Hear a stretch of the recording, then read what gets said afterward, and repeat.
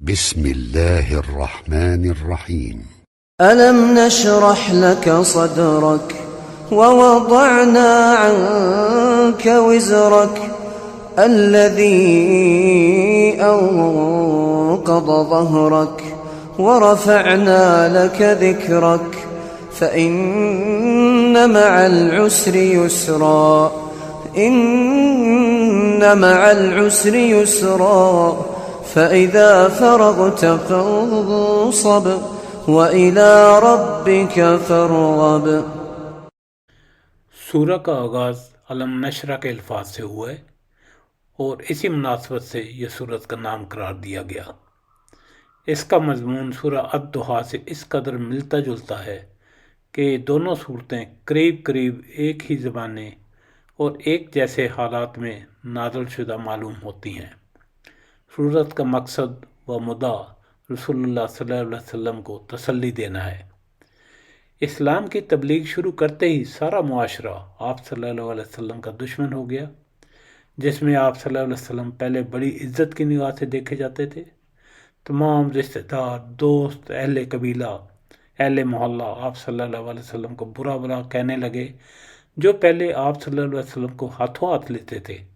مکہ میں کوئی آپ صلی اللہ علیہ وسلم کی بات سننے کا روادار نہ تھا۔ راہ چلتے آپ پر آوازیں کسے جانے لگے۔ قدم قدم پر آپ صلی اللہ علیہ وسلم کے سامنے مشکلات ہی مشکلات تھیں۔ اگرچہ رفتہ رفتہ آپ صلی اللہ علیہ وسلم کو ان حالات کا مقابلہ کرنے کی عادت پڑ گئی، لیکن ابتدائی زمانہ آپ صلی اللہ علیہ وسلم کے لیے نہایت دل شکن تھا۔ اسی بنا پر آپ صلی اللہ علیہ وسلم کو تسلی دینے کے لیے پہلے سورۃ ضحیٰ نازل ہوئی، پھر اس سورت کا نزول ہوا۔ نبی پاک صلی اللہ علیہ وسلم کی ذہنی پریشانی دور کرنے کے لیے اللہ تعالیٰ نے اپنے ان احسانات کا حوالہ دیا جس سے اس نے اپنے نبی صلی اللہ علیہ وسلم کو نوازا۔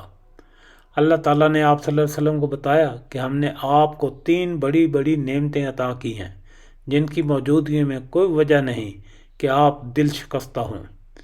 ایک شرح صدر کی نعمت، دوسری نعمت کہ آپ کے اوپر سے ہم نے وہ بھاری بوجھ اتار دیا جو نبوت سے پہلے آپ کی کمر توڑے ڈال رہا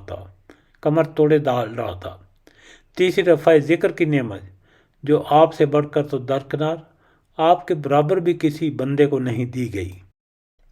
علم نشرح لک صدرک، یہ اللہ تعالیٰ کے احسان کا ذکر ہے کہ اس نے نبی صلی اللہ علیہ وسلم کو شرح صدر کی نعمت سے سرفراز فرمایا۔ سینہ کھول دینے سے مراد اطمینان قلب اور حوصلہ کی وہ کیفیت ہے جو ایمان اور بصیرت کے نتیجے میں پیدا ہوتی ہے۔ یہ کہ اللہ تعالیٰ نے آپ صلی اللہ علیہ وسلم کی تمام ذہنی الجھنوں کو دور کر دیا۔ آپ صلی اللہ علیہ وسلم کو وہ آہنی عزم، وسعت حوصلہ اور نور بصیرت عطا فرمایا جو نبوت کی عظیم ذمہ داریاں سنبھالنے کے لیے درکار تھا۔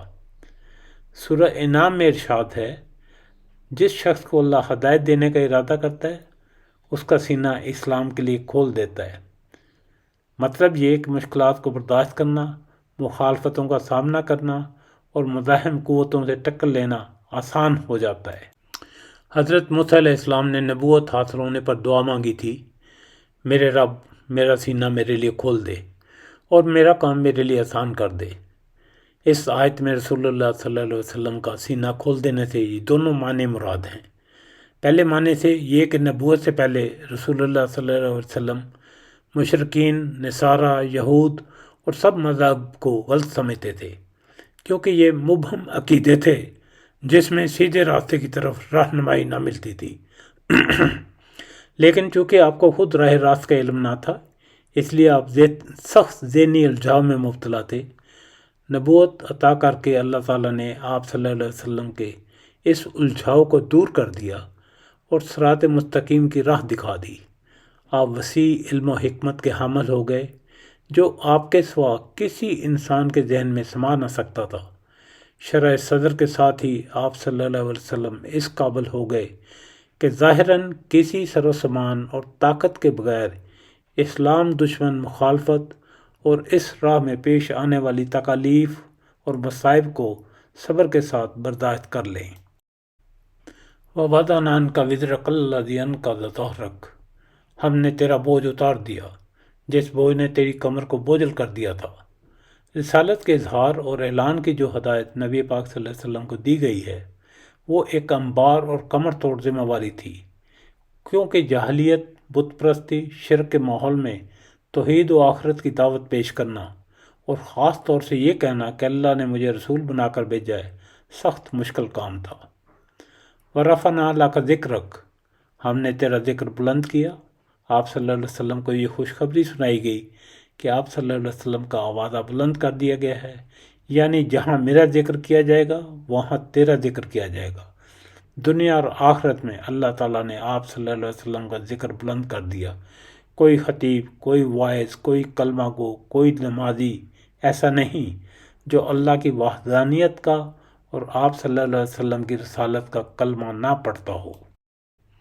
یہ سب سے بڑا اعزاز ہے جو نبی صلی اللہ علیہ وسلم کو دنیا میں عطا کیا گیا۔ رفع ذکر کا مطلب یہ ہے کہ آپ صلی اللہ علیہ وسلم کی رسالت کا چرچا عام ہوگا۔ آپ کی رسالت کی گواہی دیے بغیر کوئی شخص بھی اسلام میں داخل نہیں ہو سکتا۔ اذان میں آپ صلی اللہ علیہ وسلم کے نام کی صدا برابر گونجتی رہے گی۔ کوئی نماز آپ کے ذکر خیر سے خالی نہیں ہوگی۔ آپ صلی اللہ علیہ وسلم دنیا انسانیت کے نجات دہندہ کہلائیں گے۔ کوئی آپ کو یتیموں کو والی کہے گا تو کوئی غلاموں کا مولا۔ کہیں آپ سرور عالم کے لقب سے پکارے جائیں گے تو کہیں رحمت للعالمین کے لقب سے۔ فَإِنَّ مَعَ الْعُسْرِ يُسْرًا إِنَّ مَعَ الْعُسْرِ يُسْرًا۔ پھر اللہ تبارک و تعالیٰ تکرار کے ساتھ 2 دفعہ فرماتا ہے کہ سختی کے ساتھ آسانی، دشواری کے ساتھ سہولت ہے۔ ان آیات میں اطمینان دلایا گیا ہے کہ راہ حق کی ہر مشکل آسانی کا خیمہ ہے، یہ آسانی کا پیش خیمہ ہے۔ یہ کہ مشکلات کا یہ دور بہت لمبا نہیں بلکہ اس تنگی کے ساتھ ہی فراخی اور آسانیوں کا دور اتنا قریب ہے کہ گویا ساتھ ہی چلا آ رہا ہے۔ یہ بات سورہ دخان میں بھی فرمائی گئی تھی کہ آپ صلی اللہ علیہ وسلم کے ہر بات کا دور پہلے دور سے بہتر ہوگا۔ فَإِذَا فَرَغْتَ فَانْصَبْ وَإِلَىٰ رَبِّكَ فَارْغَب۔